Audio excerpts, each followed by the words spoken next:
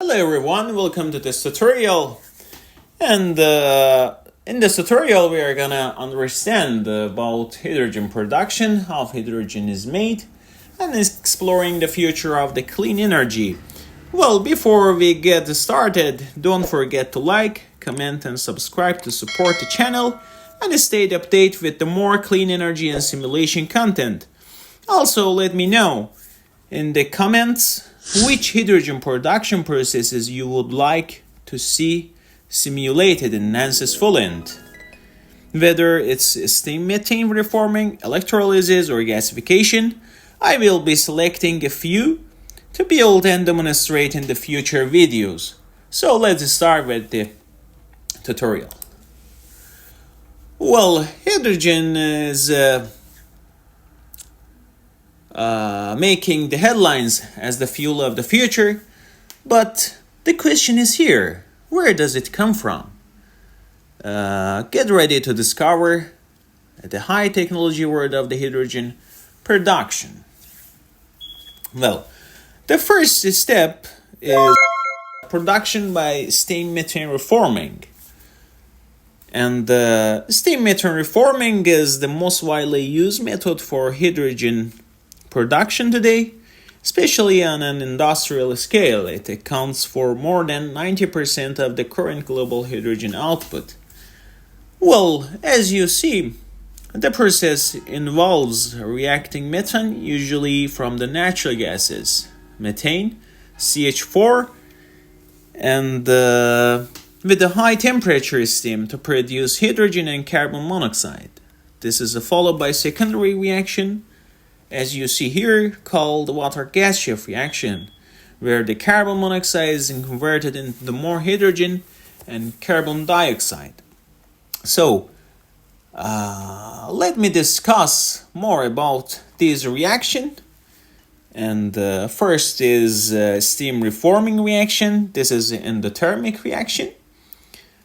And the meaning that it needs a high energy input, typically at a temperature between 700 and 1100, and it's taking place with the nickel catalyst and to proceed efficiently. So the second reaction is the water gas shift reaction. This reaction increases the hydrogen yield, and it's exothermic, and it's usually taking place at the two stage, one at the high temperature, another at the lower temperature, to optimize the conversion.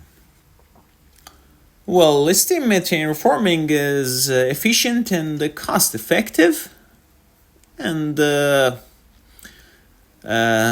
it's supported by major technology and global infrastructures, and which makes it preferred method for large scale hydrogen generation. Well, and the second processes is gasification. Well, gasification is a thermal processes that converts carbon containing materials like coal and biomasses and or even solid waste into the hydrogen rich gas mixture called also syngas. Well, the main reaction in the gasification look like this: partial oxidation, complete combustion and bonded reaction. It's a reversible reaction, and it's quite endothermic. And the other is a water gas reaction and water gas shift reaction and methanation.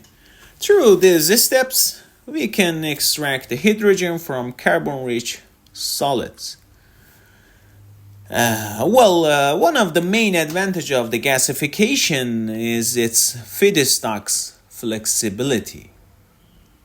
It can use coal, agriculture residues, wood chips or waste that would otherwise go to landfills. Makes it an appealing option for regions with abundant biomass or limited access to natural gases.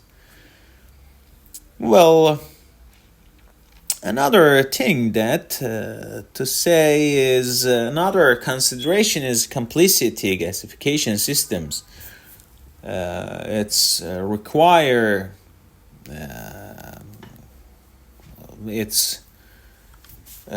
high temperature and pressurized reactor and careful handling of ashes. This makes them technically demanding and more expensive than simpler methods. Well, another processes we are going to discuss is hydrogen production by membrane separation. So first, I should say that membrane separation isn't a production method on its own, but plays a crucial role in purifying hydrogen after it's being produced, especially in systems like steam methane reforming or gasification. Well, the idea is simple. Hydrogen is the smallest molecule in the universe. By using selective membranes, as you see here, and materials that allow only hydrogen to pass through, we can isolate it from other gases like carbon dioxide or carbon monoxide and or nitrogen. As you see here, this is our membrane, and this is the materials. And from the another sides, the hydrogen is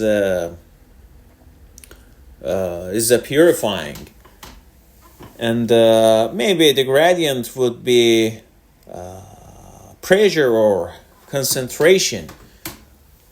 Well, there are several types of the membrane. It's first is the polymeric membranes and metallic membrane and ceramic membrane, and let me discuss about each of them. So polymeric membranes, these are made of the synthetic plastics. They are cost effective and good for moderate condition, but they have a limitation when it comes to high temperature or aggressive gas mixture. Well, and the second one is particularly those made from the palladium or palladium alloys, and are highly selective for hydrogen. They offer excellent purity, often about 99%, but they are expensive and sensitive to contamination. And the third one is the ceramic membrane. These are being researched for high temperature applications, especially where polymeric membranes would degraded, and they offer a promising alternative for use in the gasification and other thermal processes. Well, I can say that the membrane separation is gaining popularity because it uses less energy than traditional gas separation methods like pressure swing adsorption. It also allows for continuous operation and compact system design, which is valuable for both stationary and mobile hydrogen systems. Well, the last processes we are gonna discuss is hydrogen production by electrolysis. So, hydrogen production by electrolysis is one of the cleanest method and available, especially when powered by the renewable energy sources. The process is simple in the principle. It uses An electric current to split the water molecules into hydrogen and oxygen, as you see in the picture. And the reaction will look like this. And what makes electrolysis special is that it doesn't rely on fossil fuels, meaning it can produce zero emission hydrogen, commonly known as a green hydrogen. Well, there are three main types of the electrolysis.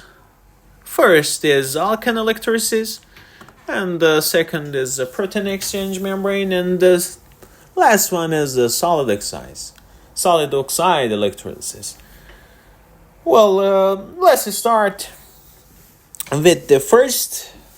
This is the oldest and the most established technology, and it uses a liquid alkane solution like potassium hydroxide, and it's relatively low cost, and however it operates at the lower current densities, and it's less responsive to fluctuating power sources like solar or wind. And for the second, proton exchange membrane or PEM electrolysis,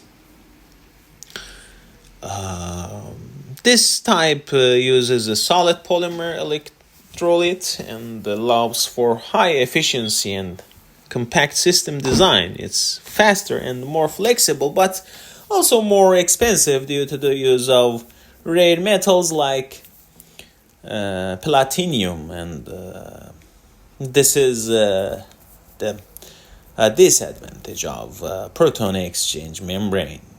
And the last one is the solid oxide electrolysis. Well, this method operates at a very high temperature, and which makes it more efficient in theory. However, it's still under the development and not yet widely commercialized. Well, the main challenges with the electrolysis is energy consumption. It requires a large amount of electricity, and unless that electricity comes from the renewable sources, the process can lose its environmental benefits. That's why the electrolysis is considered the future method. Well, that is the end of the tutorial. And don't forget that tell your idea which processes you would like to be simulated and answers full end. You want to simulate it membrane separation, gasification, electrolysis, and steam methane reforming. Put your comments below, and see you until the next tutorial.